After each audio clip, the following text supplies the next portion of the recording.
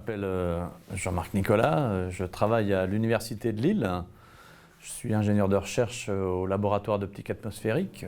Je travaille dans l'informatique scientifique et dans le traitement d'observation de la Terre, de traitement des données, pardon, d'observation de la Terre depuis l'espace.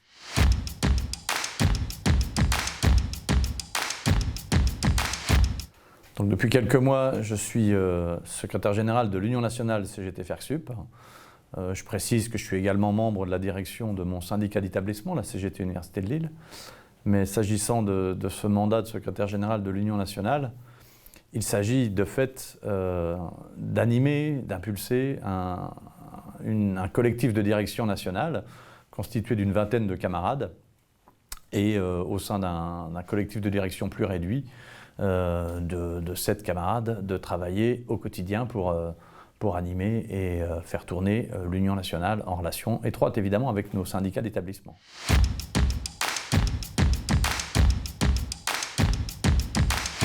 L'engagement syndical, évidemment, c'est tout sauf une profession. À un moment donné, on s'engage parce que chaque travailleur, de fait, devrait être syndiqué. On défend ainsi nos intérêts individuels et collectifs de travailleurs. Donc c'est comme ça que je suis venu au syndicalisme, bien entendu, en me syndiquant dans mon syndicat d'établissement. Et au bout d'une dizaine d'années, en y prenant des responsabilités, j'ai été secrétaire général de mon syndicat également, au début des années 2010. Après prendre des mandats et assez logiquement aussi, à un moment donné, on en vient à travailler, à fréquenter les autres organisations CGT, que ce soit les organisations interpro, mais également les organisations dans le champ fédéral, dont l'Union nationale CGT-FERCSUP. Et c'est vrai qu'en y venant à l'occasion de conseils nationaux ou de congrès, j'ai rencontré une fraternité tout à fait sympathique. C'est l'ensemble des camarades des universités de France, syndicat à la CGT, donc c'est toujours quelque chose d'assez excitant de partager les expériences.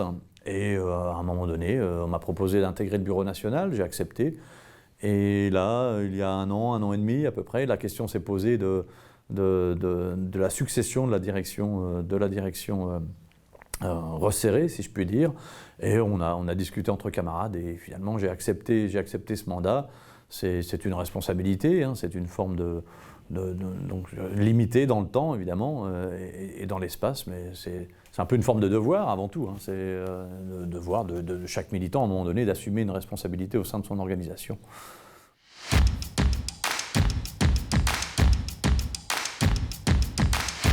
Alors là, il est directement lié à la situation sanitaire qu'on connaît depuis 1 an et demi.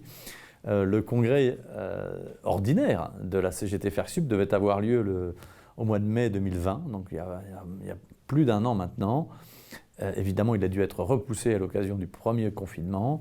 On l'avait repoussé au mois de novembre 2020, il n'a pas pu se tenir en présentiel et donc finalement il a été décidé collectivement de tenir un congrès en visio dans des conditions dégradées et donc dans un périmètre avec des objectifs très limités en novembre 2020 afin donc d'acter le bilan de la direction sortante, donc le rapport d'activité, le rapport financier, mais aussi d'élire une nouvelle direction nationale, un nouveau bureau et une nouvelle CFC et de fait un nouveau secrétariat national et un nouveau secrétaire général et nouveau trésorier en novembre. Mais nous en sommes restés là. Il nous manquait une orientation. Nous nous étions engagés en novembre à tenir un congrès extraordinaire en présentiel dès que les conditions le permettraient afin de discuter, débattre ensemble de l'orientation, de notre document d'orientation, de nos revendications pour les 3 ans pour le mandat qui vient. Et c'est ce que nous faisons aujourd'hui, finalement, plus d'1 an après la date normalement prévue pour le congrès ordinaire. Mais donc il prend la forme d'un congrès extraordinaire qui est prévu par nos statuts.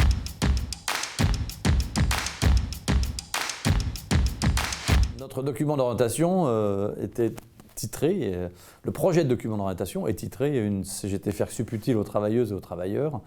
Donc l'idée, bien entendu, c'est, évidemment, ça a toujours été cet état d'esprit et avant tout, nous nous inscrivons dans une continuité. Hein, y a pas, nous sommes les successeurs de la direction précédente, de la même façon que la direction suivante nous suivra. En général, c'est dans la continuité.